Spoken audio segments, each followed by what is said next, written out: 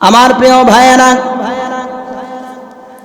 وعن أنس بن مالك رضي الله تعالى عنه أنه قال قال رسول الله صلى الله عليه وسلم لا تقوم الساعة حتى يقال في الأرض الله الله আল্লাহ তাআলার হাবিব মুহাম্মদ সাল্লাল্লাহু আলাইহি ওয়াসাল্লামের একজন জলিল কদর সাহাবী হযরতে আনাস বর্ণনা করেছেন, লা তাকুমুস সাআ, ততক্ষণ পর্যন্ত আল্লাহ পাকের আসমানের জায়গায় থাকবে, জমিন তার জমিনের জায়গায় থাকবে, বাতাস ঠিক মতন অক্সিজেন দিয়ে মানুষ আর গাছপালা বৃক্ষরাজিকে বাঁচিয়ে রাখবে, ততক্ষণ পর্যন্ত নদী সমুদ্রের প্রবহমান পানিগুলি যথাযথভাবে ধারার গতিতে অব্যাহত থাকবে।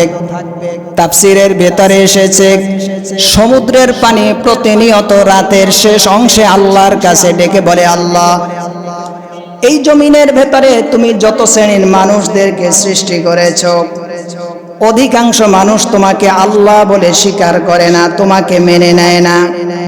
তোমার দেয়া নাজ নেয়ামত গুলি খাবার পরে তারা শুকরিয়া আদায় করে না। রব্বুল আলামিন, আমি সমুদ্রের পানিকে তুমি অর্ডার করো, প্রত্যেকটা রাতে এই আর্গুমন আল্লাহর কাছে সমুদ্রের পানি পেশ করে। সমুদ্রের পাশে দাঁড়িয়ে আমি রাতের বেলায়, দিনের শেষ প্রহরে আমি শুনতে পান কলকল ধ্বনি। এটা মানুষের কানে একটা ভেসে আসা শব্দ মাত্র, কিন্তু কলকল ধ্বনি নামের যেই আওয়াজ মানুষের কানে ভেসে আসে, ওটা কোনো আওয়াজ নয়, ওটা হচ্ছে পানি ভাষা দিয়ে তার রবের সাথে কথা বলে।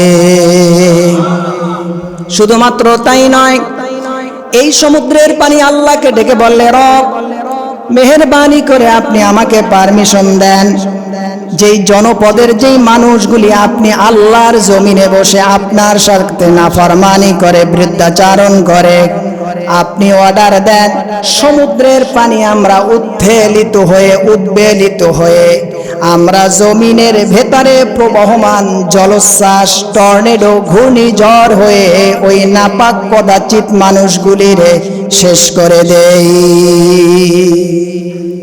আল্লাহ পাক বলেন না, বাতাস ডেকে বলে, রব্বুল আলামিন, তোমার দেওয়া অক্সিজেন নিয়ে কত বড় বীর পাহলওয়ান হয়ে গেছে, সে নিজেকে এত বড় ক্ষমতাশীল মনে করে, তুমি রবকে সে স্বীকার করে না, তুমি রবকে সে মানে না, এত বড় ক্ষমতা হয়ে গেছে।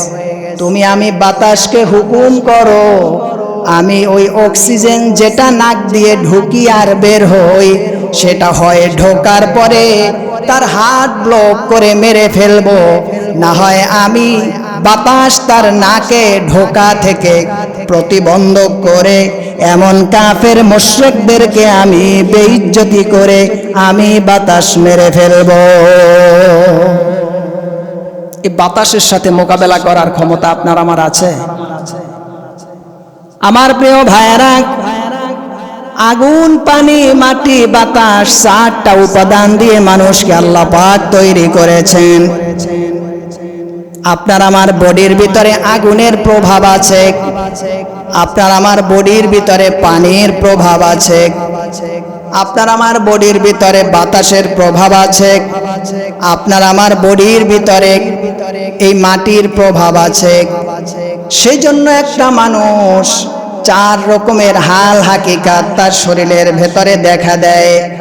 যেই 4 উপাদান দিয়ে মানুষকে আল্লাহ পাক সৃষ্টি করেছেন, ওই রব ডেকে ডেকে বলে, বান্দারে, ওই 4 উপাদান যদি তোমার শরীরের ভিতরে বিদ্রোহ শুরু করে দেয়, 1 সেকেন্ড লাগবে না, তুমি আমার কোনো সৈন্যের সাথে মোকাবেলা করে জয় করতে পারবে না।